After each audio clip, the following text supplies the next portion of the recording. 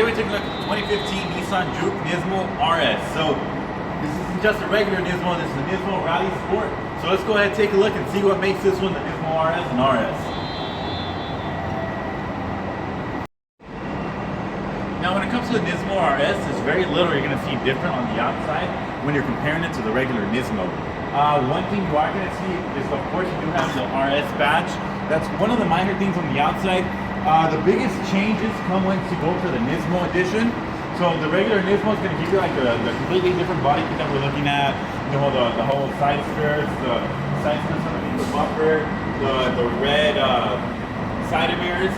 But that's some of the changes you're actually going to see on the regular Nismo. So you don't have to go to the Nismo RS to get that. Performance features, stuff on the inside, you see all the changes here. Again, coming around to the back, you are going to see a different exhaust, specific only to the Nismo RS. But besides that, like I said, most of the features you're going to see on the inside. Coming around again to the back, instead of Nismo, you now have Nismo RS.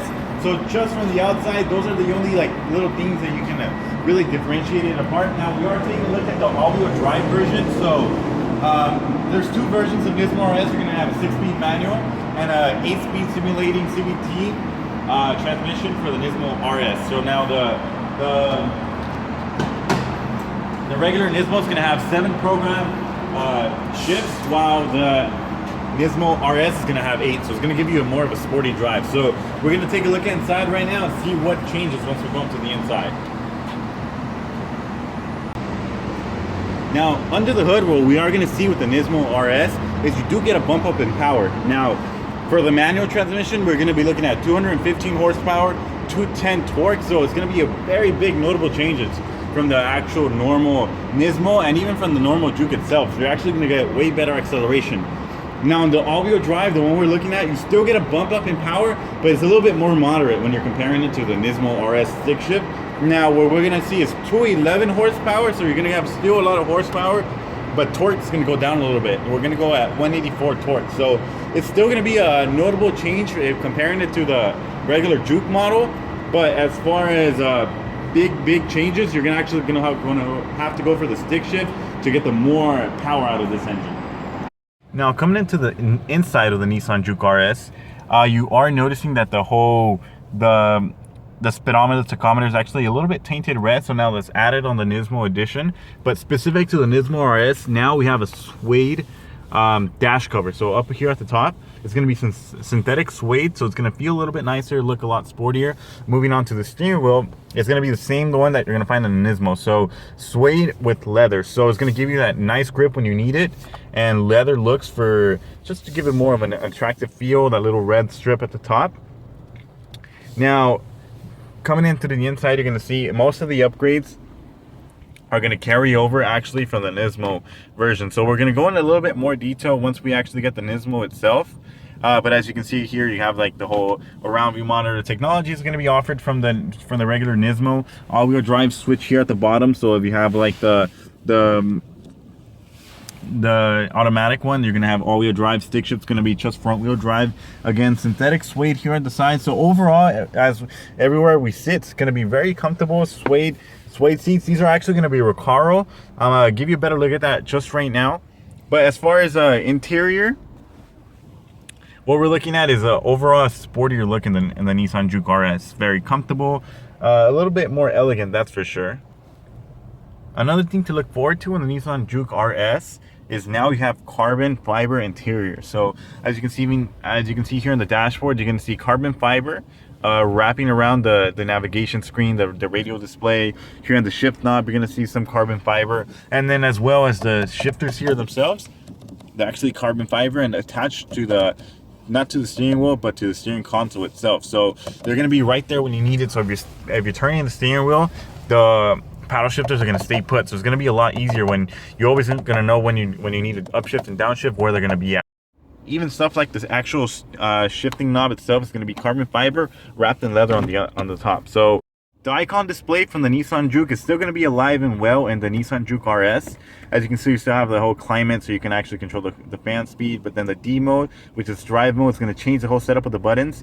Sport mode is going to be a little bit more aggressive on the Nissan Juke RS. So we're going to notice that as we go into the drive, you're going to get way more boost, way more power at lower RPM. So even the whole exhaust note of the Nissan Juke RS, it's going to actually bleed through a little bit on the Nissan Juke RS. So you can hear the turbo sort of kick in. So it's definitely a sporty upgrade that you're going to notice. So we're going to take this car on a test drive, kind of get a better feel of it. We're going to go to the back seat so you can take a look at how much space is back there and kind of get a better feel of the Nissan Juke RS in itself. Now again, when it comes to Recaro seats, these are actually sport racing seats. So when it comes to comfort's going to be, you're going to sacrifice a little bit of comfort, but for racing seats. Now this is a track ready car. The suspension in itself has changed. The brakes on the outside have actually changed too. So coming here to the brakes, again, they're not just going to be red just for being red. These are actually Nismo tuned brakes. So you got better brakes, different suspension. All around the drive is going to be on the Nismo RS is a little bit lower. So the car sits a little bit lower. It is one thing you're going to notice from the outside. Again, coming back to the inside, the seats are something I really can't get over. They're gonna have side bolsters here, as you can see. So getting in and out is gonna be a little bit difficult on the Juke. You are gonna feel that. Something that's gonna have to get some getting used to. But again, part of the reason is once you actually sit down in the Nissan Juke RS, you climb over that little hump. There's no moving. You can't move anywhere. If you try to wiggle around, wiggle loose, you actually cannot move out of here, these seats. So if you're gonna take a turn at 80 miles an hour or something like that in the Nissan Juke, you can rest assured knowing that you're going to be staying put because of these suede seats and the side bolsters here. So it's actually very difficult for me to wiggle out the room out of the seat itself. So I'm trying to kind of wiggle myself out, but I really can't.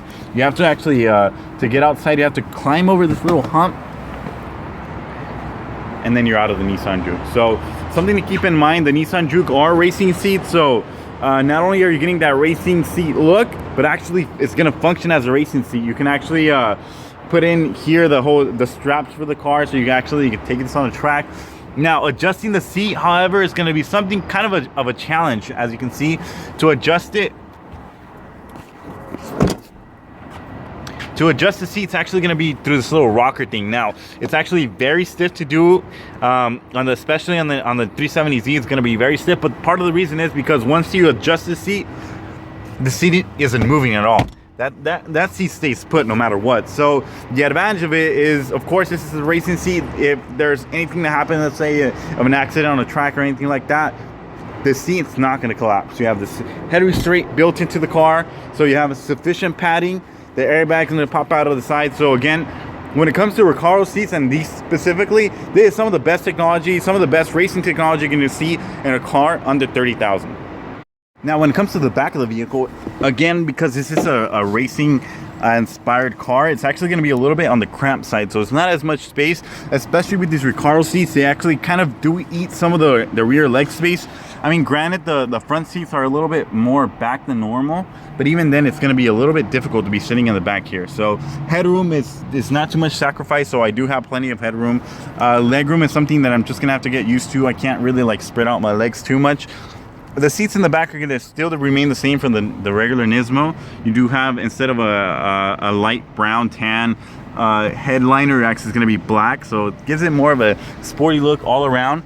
Now we're going to take a look at the trunk right now, just so you guys have an idea what it's like back there. But giving you kind of a view from the passenger side, you can really get a good look at how the center console looks, what the passenger and the driver's seat look. It's definitely an attractive place to be seated. Taking a look at any Nismo models, you're going to have the Rockford Fosgate sound system, so you're going to have some really deep bass back here. So again, along with driving dynamics and sport dynamics from this vehicle, you're actually going to get some really good technology features. I was showing you with the navigation system, around view monitor. Now, because this is the all-wheel drive, you don't get any hidden compartment here in the back. All you're going to have is a spare tire. But now if we're looking at something like the stick shift model, or just not an all-wheel drive Nismo, then you would have some sort of space back here. So in any regular Nismo that any regular Juke that you buy, you're gonna have some storage back there. Whenever you go to the all-wheel drive models or any Nismo automatic model, you're gonna sacrifice some space in the trunk, but you're gonna get torque vectoring all-wheel drive, so you're gonna be able to have some great performance when you need it.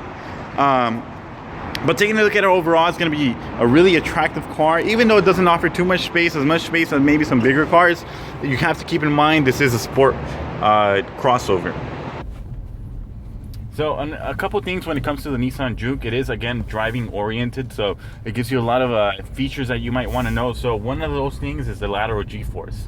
So you're noticing right now as we're actually coming down turns, how some of the weight of the vehicle actually shifts from one side to the other. It lets you know gravity's force on the Nissan Juke, so you can really plan out your turns there. So if you're going to a turn too aggressively where there might be too much force on one side or the other, the lateral G-force is actually going to be really good for that. So it's going to be able to train you as far as how much, how fast to go to a turn, how much force is being applied to one side of the vehicle or the other. So just something to keep in mind there. So now we're gonna take the car on a test drive on the actual streets of downtown LA and see what the power, how responsive it is. Again, because this is the automatic version of the Nismo RS, we don't get as much power as we might have wished, but we're still gonna get a sufficient amount of power. But again, just keep in mind the 0-60 might not be as fast as it would be on a stick shift, but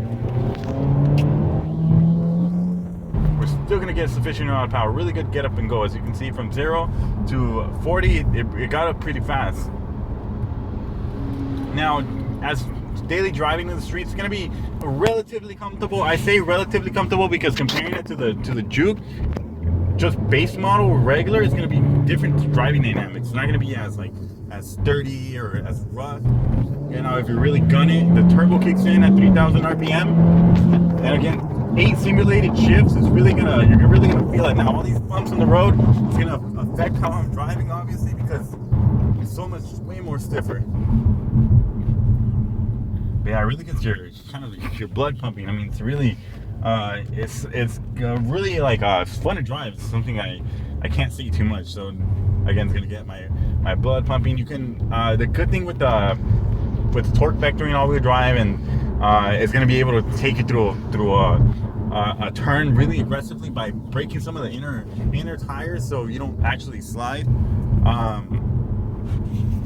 So really, we're going to take this car on the road really quick, just really try it out how acceleration works in this vehicle. So we have encountered a little bit of traffic, as much as we might have wished we didn't, but we're still gonna have a chance to give it as far as a quick driving impressions, how acceleration is gonna go and everything like that. So this is the best way how we can show you the whole 0 to 60 times, and that's gonna be on the freeway itself, as you can see. Now pay attention a lot to the tachometer and speedometer. As soon as the turbo kicks in, right about like 3,000 to 3,500 RPM, the car is really gonna jump. And the one good thing to point out in the Nissan Juke, you can't really tell it's a CVT. If you were to tell somebody you're driving a regular automatic transmission, they would actually fall for it. So that's one thing that Nissan actually has programmed very well. The whole CVT transmission, the sport tuned CVT transmission, is something that, you know, I really can't stress enough. You're gonna feel that shift point, and it's like, wow. We have some RS badgings in the speedometer, Nismo on the left side. So again, driving impressions, I mean, it drives incredibly well. Part of it is the fact that we do have an all-wheel drive version. So the all-wheel drive variant, obviously there's better traction, better acceleration, compared obviously to the more powerful stick shift, you know, not so much. But just the fact that you have all-wheel drive is gonna take off the line a whole lot faster.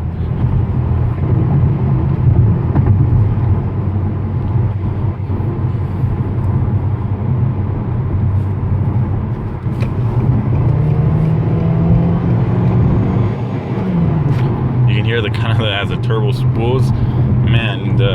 It's downshifts like a regular automatic, that's for sure. And if I want to put it in drive myself, you see we can go in. We're in 4th gear, 5th gear, 6th gear, 7th gear. So all the way to 7 gears you can pretty much go here. So even 8, we have an 8th gear actually.